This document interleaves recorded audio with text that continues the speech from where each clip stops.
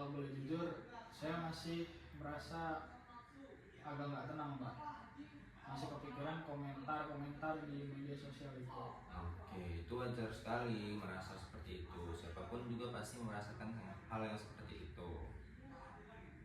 Eh, Pasti ya orang bakalan terluka kalau dia menerima kata-kata yang tidak menyenangkan. Nah, di sini nih kita belajar untuk menghilangkan rasa cemas tersebut dan mencoba mengganti hal tersebut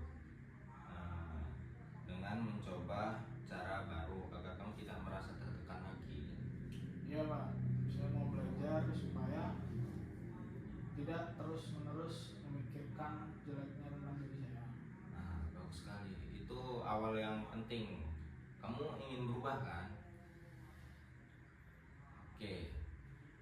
Untuk sekarang coba kamu ceritain dulu deh kejadian awalnya itu gimana yang buat kamu tuh ngerasa nggak nyaman. Waktu itu saya upload foto, Hmm, terus ada yang berkomentar bahwa saya alay dan nggak pantas gaya-gayaan. Komentar itu disebar di sebuah grup dan teman-teman saya pun ikut tertawa. oke, saat membaca komentar itu apa yang kamu pikirin yang langsung muncul ketika teman-teman kamu tuh tertawa tuh apa yang ada di kepala kamu? Saya langsung mikir, iya juga, saya memang aneh. Pantas saja mereka nggak suka dengan saya. Oke, jadi pikiran itu otomatis ya. Kayak saya ini orang aneh dan gak disukai. Nah, menurut kamu itu apakah itu pikiran nyata atau hanya sebuah perasaan aja sih? Kalau dipikir sekarang, kayaknya lebih ke perasaan sih, Pak. Oke, bagus. Kamu udah nyadarin hal tersebut. Eh, Nah, kita uji pikiran itu apa bukti yang menunjukkan kamu tuh benar-benar aneh dan gak disukai sama orang. Eh, Enggak juga, masih ada teman yang baik ke saya, ngajak ngobrol dan bilang foto saya bagus. Nah, itu artinya pikiran-pikiran semua orang itu nggak suka saya tidak sepenuhnya benar. Kamu pikirin itu muncul karena emosi kecewa dan sedih, bukan karena fakta. Iya, Pak, saya baru sadar. Nah, kalau kamu melihat teman lain diperlukan seperti itu, apa kamu akan bilang dia memang aneh dan pantas dikomentari seperti itu? Enggak, Pak, saya malah lebih ke kasihan. Nah, artinya juga kamu berhak memperlakukan dirimu dengan kasihan, sama seperti kamu memperlakukan orang lain. Nah, untuk sekarang coba ubah pikiran tadi itu menjadi kalimat yang lebih realistis dan penuh penerimaan. Mungkin jadi komentar orang yang nggak menentukan siapa saya tetap berharga. Nah, bagus. Itu contoh rekonstruksi kognitif yang sangat sehat. Nah, bagaimana rasanya setelah mengucapnya? Lebih ringan, Pak, kayak tidak sesesak lagi. Nah, bagus. Pikiran yang kita pilih bisa mengubah perasaan kita loh. Mulai sekarang, setiap kali pikiran negatif itu muncul, tanyakan apakah ini fakta atau hanya sebuah perasaan aja.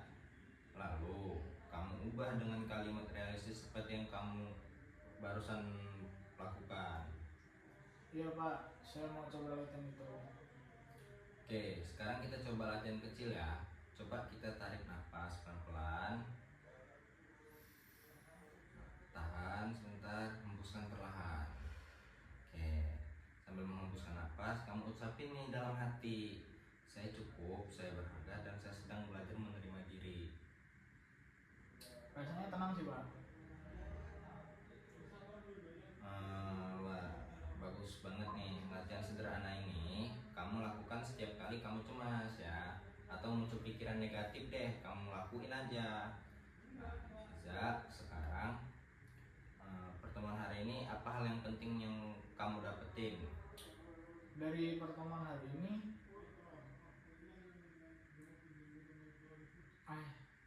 kamu sih, Cuk. Aku salah motor, soal malah motor menang. Lanjut, mulai, Cuk.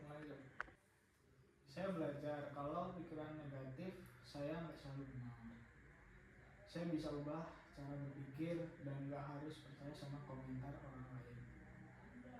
Hmm, betul banget nih. Ini itu inti dari teknik CBT namanya. Kalau kamu belajar menjadi pengamat pemikir, bukan jadi korban pikiran. Untuk latihan di rumah, saya ingin kamu tulis di jurnal ya. Setiap kali ada pikiran negatif yang muncul atau sering buat kamu cemas, itu kamu harus ubah pikiran realistis ke realistis dan positif seperti tadi ya. Oke Pak, saya akan mencobanya.